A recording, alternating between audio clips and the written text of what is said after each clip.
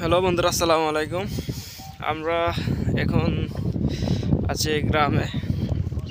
এখানে যে পরিমাণ শীত পড়তেছে আপনারা দেখতে পাচ্ছেন। প্রায় এখন দিনের প্রায় 9:30 বাজে, কিন্তু দেখেন কি ঠান্ডা, কি পরিমাণ বাতাস, অনেক ঠান্ডা এবং বাতাস এখানে। সবাই যেখানে আপনারা যারা শহরে আছেন তারা হয়তো আপনারা এতটা ঠান্ডা অনুভব করতে পারতেছেন না। সবাই গ্রামের মানুষের জন্য সবাই দোয়া করবেন, যাতে মানুষ কোনো সমস্যার ভিতরে না পড়ে। এখানে যে পরিমাণ ঠান্ডা পড়তেছে এবং ঠান্ডার সাথে সাথে বাতাস, চারিদিকে কুয়াশা এবং কি বাতাস। আমাদের যে অঞ্চলটা রয়েছে এটা প্রায় বর্ডারের কাছাকাছি। বর্ডার থেকে মাত্র 5 কিলোমিটার পূর্বে। আপনারা দেখতে পাচ্ছেন কি পরিমাণ কুয়াশা। এখন কিন্তু 9:30 বাজে। আজকের দিনটা হচ্ছে শুক্রবার, কিন্তু প্রচুর বাতাস।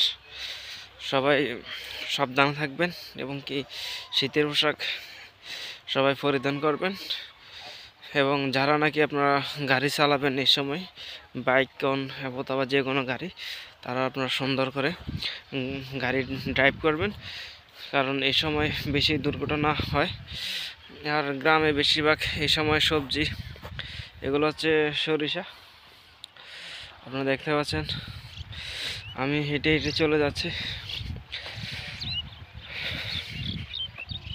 গ্রামে যে পরিমাণ শীত পড়ে, শহরে কিন্তু ততটা শীত নাই।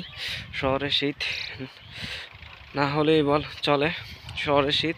কারণ আমরা যখন শহরে ছিলাম তখন এতটা শীত লাগে নাই, কিন্তু যখন গ্রামে আসছে তখন কালা শীত কী জিনিস সেটা আমরা তখন বুঝতে পারছি। সবাই গ্রামের মানুষের জন্য দোয়া করবেন। এখানে আজকে প্রায় 7 দিনের উপরে কোনো রোদ উঠতেছে না।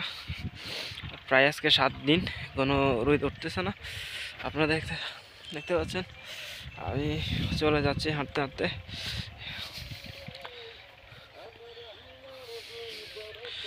সবাই যে যেখানে থাকেন সেই শীতের মৌসুমে সবাই সাবধানতা অবলম্বন করবেন এবং কি গরম শীতের জন্য গরমের উষ্ণতা কাপড় ব্যবহার করবেন, যেমন উইলের কাপড় আছে, অথবা যে বিভিন্ন সোয়েটার, হাতের মুখোশ, হাতের গ্লাভস ব্যবহার করবেন।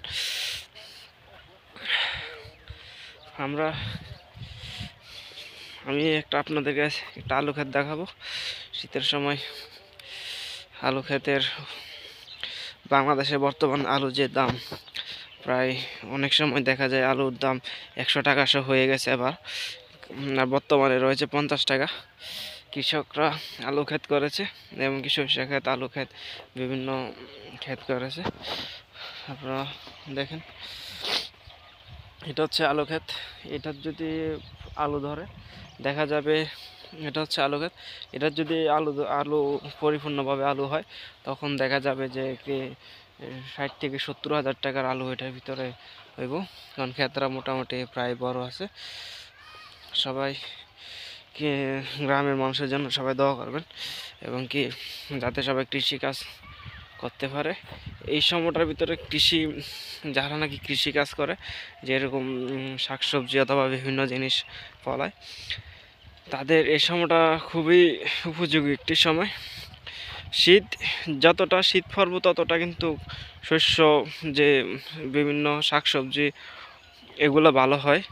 দেখা যাইতেছে শীত যদি আর বেশি পড়ে তখন মানুষের ইনকাম, অথবা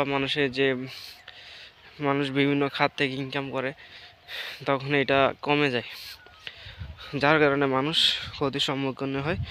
এবং এই শীতকালটা একদিক দিয়ে উপকার, আরেক দিক দিয়ে ক্ষতি।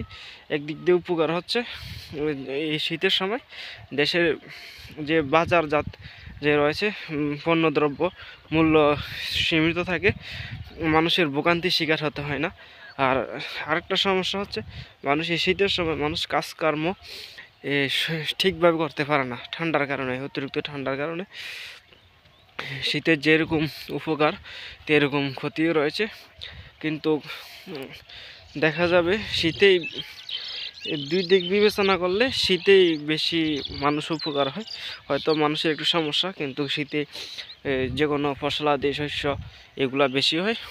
সবাই ভালো থাকবেন, সুস্থ থাকবেন এবং কি গ্রামের মানুষের জন্য দোয়া করবেন। আসসালামু আলাইকুম।